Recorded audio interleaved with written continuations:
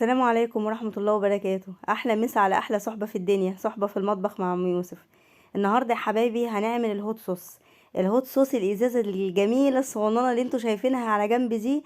الإزازة دي ولادي بيحبوها جدا، وأنا كنت بجيبها بسعر يعني ب13 جنيه ب15 جنيه حاجة زي كده. مؤخرا بقى بجيبها لقيتها بحاجة و30. اللي خلصت دي ما كانتش طبعا زادت، لأن كل مرة بنروح الماركت بنلاقي الحاجة زادت يعني عن المرة اللي قبليها. فانا قاعده اتحديت ولادي بصراحه. انا كنت جايبه شويه فلفل كده وحطاهم في الفريزر عشان كنت هعملهم هريسه شطه بالثوم كده وبالتوابل. فبصراحه كنت مخلياهم لما انزل اجيب، عشان اخدت كميه الثوم كلها وعملت بيها فيديو. فجبت فلفل وحطيته وقلت هنزل اجيب ثوم تاني عشان اعمل هريسه شطه بالثوم، وكنت هصورها لكم. فلقيت الولاد بيقول لي ازازه هريسه الشطه خلصت يا ماما، الهوت صوص، وعايزين يا ماما اعمل لنا، عايزين ازازه جديده هوت صوص. قلت لهم انا هعمله لكم. هتعمليه يا ماما؟ ده مش هيطلع حلو يا ماما. لا، انا هعمله لكم وان شاء الله هيعجبكم، هيبقى احلى كمان من الجاهز واتقل، وقوامه هيبقى تحفه. المهم قالوا لي طب ماشي ورينا بقى ونشوف هتعملي لنا ايه. رحت جايبه الفلفل اللي انا عملته. وبصوا يا جماعه الكميه، على فكره العلبه دي مش صغيره. لو شفتوا انتوا شفتوا الازازه جنبها، الازازه رفيعه جدا وصغيره جدا. بصوا فرق الحجم.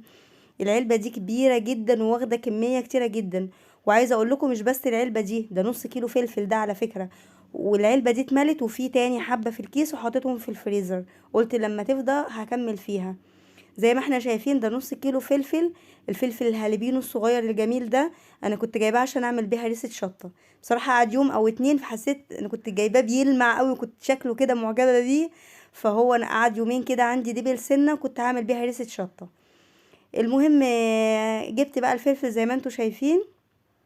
هوريكم ان شاء الله هنعمله ازاي مع بعضينا. انا قطعت طبعا الحتت اللي فوق.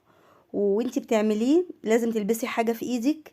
انا ما بحبش الجلافز، بيضايقني جامد. فحطيت بصراحه كيس مشمع كده بس عشان خاطر يحميني من الميه والسوائل اللي بتنزل من الفلفل. انا همسك السكينه مش عارفه امسكها بالمشمع. فزي ما انتوا شايفين كده انا حضرت الفلفل بتاعي كله وقطعته، شلت منه الحتت اللي فوق. وهبتدي اوريكم بقى هنعمل ايه فيه. هنشتغل مع بعضينا، نسمي الله كده ونشتغل. هفتح الفلفل زي ما انتوا شايفين وابتدي اشيل البذور من جواه. انا مش عايزه البذره جواه خالص، مش عايزه ولا الحته البيضه اللي جواه ديت. انا عايزه اللحم الاحمر الجميل ده صافي من غير اي حاجه فيه. مسكت بقى زي ما انتوا شايفين. طبعا لو انتي تعرفي تستعملي وتحطي في ايدك الاتنين جوانتي يكون احسن. انا بصراحة مش بعرف استعمل، وكان لازم البس واحد لان يعني ايدي اللي فيها السكينة دي مش هتلمس الفلفل خالص. لكن ايدي التانية اللي كنت بمسك بيها الفلفل كان لازم امسكه، لان بيقعد ريحته في، يعني الحرقان بتاعه بيقعد في ايدك. لكل بنت بقى صغيرة بتسمعني، كبار اكيد عارفين الموضوع ده. الحرقان بيقعد في ايدك، لو عندك اطفال هتأذيهم. لو انت ايدك جت عند وشك جلدك هيتحرق. لو جت عند عينك عينك هتحرقك. يعني بصراحة حرقانه فظيع فظيع. فلما تيجي تحضري فلفل زي ده لازم تكوني لابسه جوانتي او حاجه في ايدك. انا عايزه اقول لكم انا بعمله وبيني وبينه مسافه محترمه وواقفه بعيد. ورغم ذلك برضو وهو بيعمل الحاجات اللي بتطلع منه الميه السائله دي طرطشت في عيني. بص انا واقفه على مسافه بعيده. المهم يعني امنوا نفسكم والبسوا جوانتي ولازم وضروري. المهم عملت الكميه كلها زي ما انتوا شايفين، شلت منها كل حاجه. هحط عليها شويه خل. انا بوريكم اكياس الجوانتيات عندي ايه، بس مش بعرف البسها يعني بصراحه. انا جبت الجلافز الاسترتش اللي هو بيلزق على الايد خنقني. جبت الكيس اللي هو المشمع ده مش بعرف البسه، مش بعرف استعمل وانا لابسه حاجه.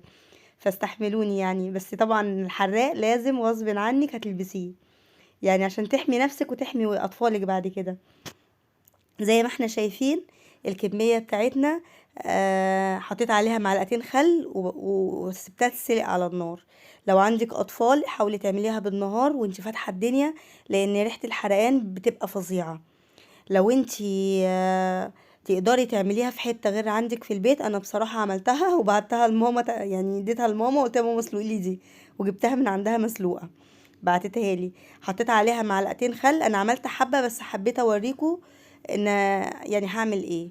طبعا في الخلاط حطيت الخل، حطيت معلقتين خل كبار، حطيت معلقتين سكر كبار، حطيت معلقة ملح صغيرة عشان تبقى حافظة، بس السكر بيبقى طعمه باين فيه، يعني لازم تحطي معلقتين كبار سكر. بعد يعني انا هكتب لكم برضو في صندوق الوصف. يبقى انا حطيت على النص كيلو الفلفل الهالبينو الحراق دوت، معلقتين سكر، معلقتين خل، معلقة صغيرة ملح. زي ما انتوا شايفين بقى، انا مش عايزة كمان الشوائب اللي فيه ولا اي حاجة، فصفيته بالصفاية دي بصفي بيها حاجة المطبخ. يعني دي مش بتاعت شاي ولا مشروبات، دي بتاعت بصل، بعمل بيها حاجة الاكل، اي حاجة عايزة اصفيها بحاجة رفيعة.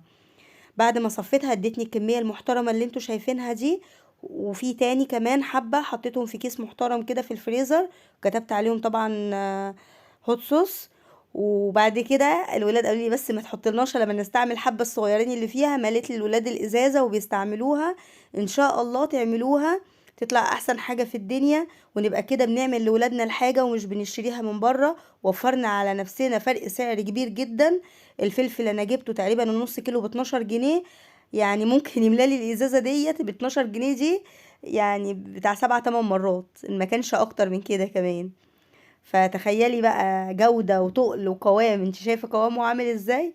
ان شاء الله اشوفكم الفيديو الجاي، والسلام عليكم ورحمه الله.